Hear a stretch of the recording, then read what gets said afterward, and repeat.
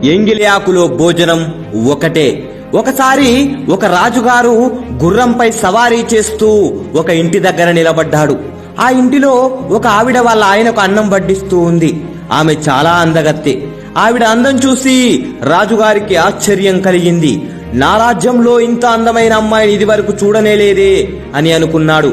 ఆమె భర్త భోజనం చేసి తన పనిపై బయటకు వెళ్లిపోయాడు. భర్తను పంపించి ఆవిడ తలుపు మూసేసి ఇంట్లోకి వెళ్ళింది.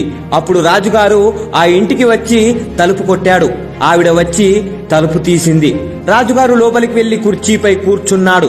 రాజుగారు తన గురించి చెప్పుకుంటూ, నేను ఈ రాజ్యానికి రాజును, నీవు చాలా అందంగా ఉన్నావు, అందుకే నిన్ను నా భార్యగా చేసుకోవాలని అనుకుంటున్నాను.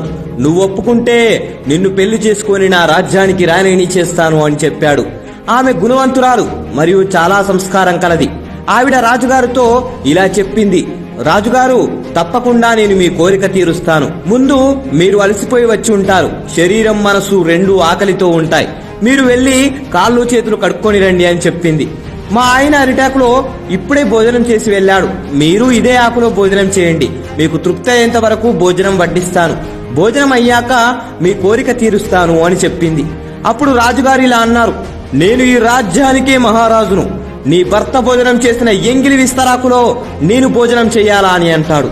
అందుకు సమాధానంగా ఆమె ఇలా చెప్పింది, మహారాజా, నా భర్త భోజనం చేసిన విస్తరాకు ఎంగిలిదంటున్నారే, మరి నా శరీరాన్ని ప్రేమించే మీకు ఎంగిలి అడ్డు రాలేదా?